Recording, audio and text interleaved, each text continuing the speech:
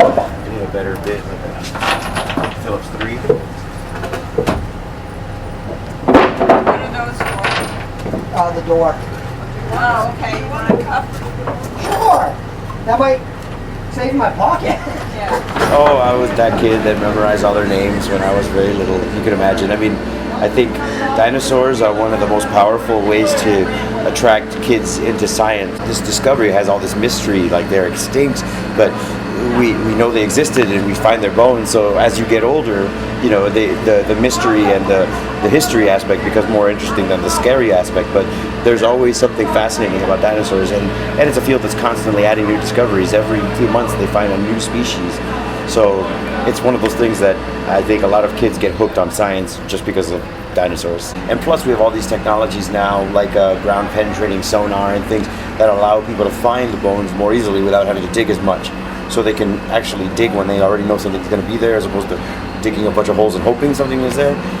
So I think because of that, we're finding so many more species. You know, we probably only have a sliver of what actually lived during those times.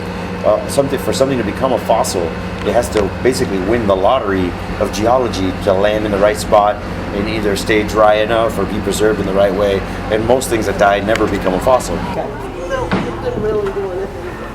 I was obsessed with them. I can name literally every dinosaur that has ever been discovered.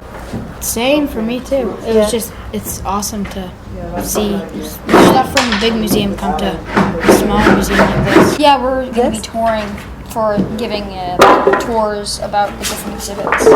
Like I'm going to do extinction. I like dinosaurs. I love dinosaurs. I think they're very interesting, and my two favorites are raptors and triceratops. It's cool seeing like all the past. It's just weird thinking that they are what inhabited the earth many years ago. I think my love for dinosaurs was spawned at a very young age after I watched Night at the Museum with that giant living T-Rex skeleton that acted like a dog. And I started reading all sorts of books about dinosaurs. We will need to be really careful going in the door to make sure. I think we have something like 2 weeks of assembly to do because we have to wait for an expert from the Museum of American Museum of Natural History to come and advise us and supervise us in the assembly. So I think we're going to be putting it together whatever we can, but we'll probably have to wait for that person to come in to do most of it. So we would have it set up immediately if we could for July 1st, tomorrow if it was possible. I teach a lot of different classes here, and I'm actually teaching a special planetarium show this summer that goes along with the dinosaurs because it's called It Came From Above.